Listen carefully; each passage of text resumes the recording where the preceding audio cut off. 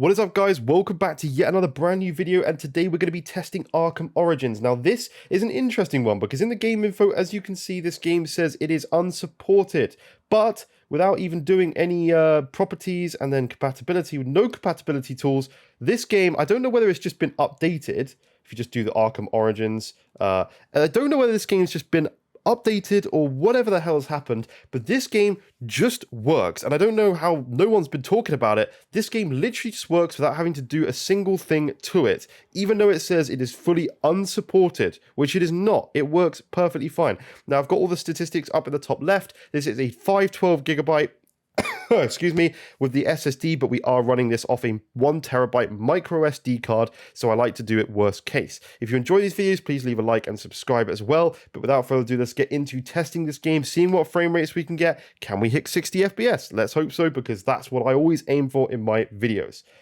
Can we skip all this stuff? I hate games where you can't skip it.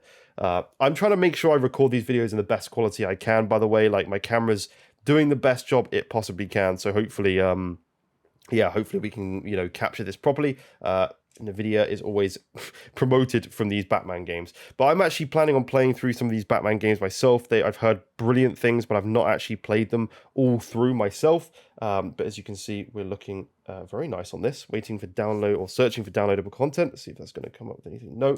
Go into this, and this is a game where we can actually go into the graphics options in game, which is very lovely. The other ones you couldn't do that. So this is currently where we're at. We'll leave everything on normal for now, depth of field and stuff, and geometry detail and dynamic shadows, and we'll just see what we can get out of this device in the story mode. So let's just see what we can do first, and just keep an eye on those battery settings in the top left as well. We're currently looking at an hour and a half, or just over that, sorry, and currently we are at a nice 60 frames per second. So I am going to jump into the settings and up this to, I don't know if we might have to restart our game, which could be, do you want to confirm save changes? Yes.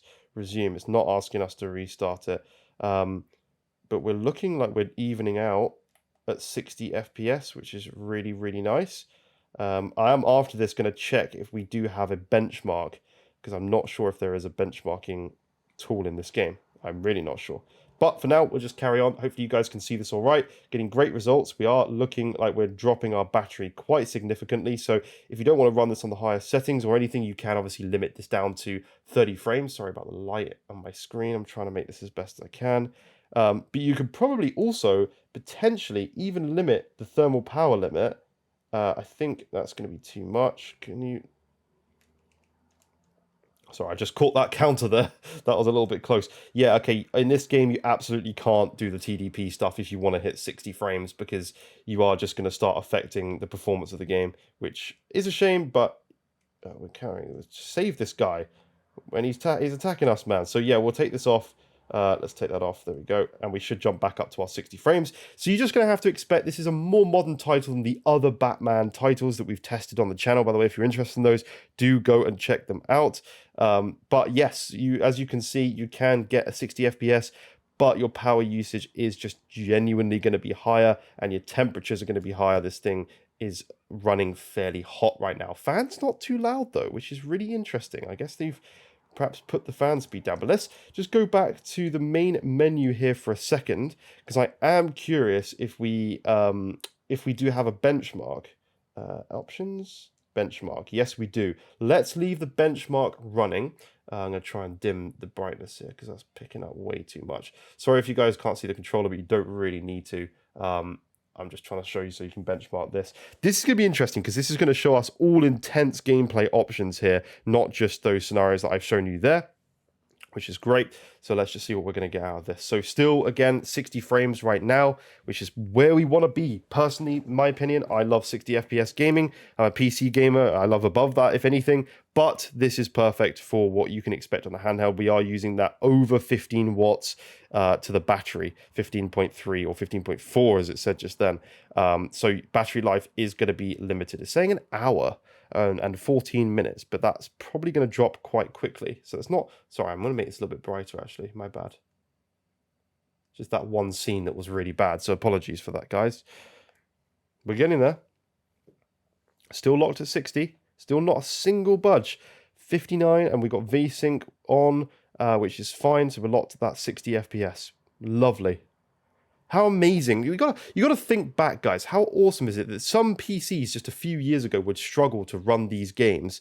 And a couple of drops there, actually, but that was kind of a loading drop. I'm not sure exactly what happened. But a few years ago, this stuff struggled. But, I mean, honestly, this stuff now, the fact that we're able to play a game like this on the go is insane. We're going to be trying to test the next version of Batman as well, the newer title than this one.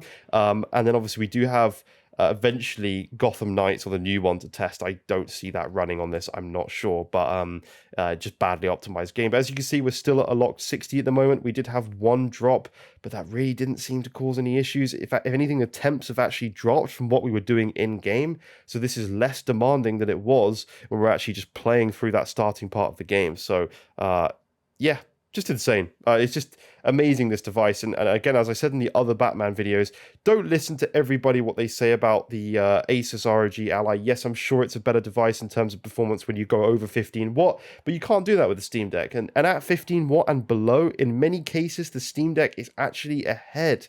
So yeah, I mean, it's a brilliant device. Don't knock it. Hopefully we do get a second one in a few more years' time, because I'd love to see that. But I think that's it for the benchmark. I don't think we need to do any more. We're getting a very stable frame rate there, and I think that's all we need to test in this video, because it's just looking amazing. And again, please do like and subscribe if you want more of this kind of content. I am trying to bring as many things as I can to my channel. I want my channel to be the gaming benchmarks for Steam Deck, the place people go to check their game. So if they're interested in the game or they're thinking about buying a Steam Deck, this is where people want to go. So if there's any games you want me to test, please do let me know, and I'll try to either buy them or at some point I'll get them and I'll make sure I add a list. I'm creating a list on my own Notion so I can add games there. So please do let me know, and I will test them whenever I can. But that's it for now. Thank you very much for watching. Like, subscribe. See you in the next one. Bye-bye for now.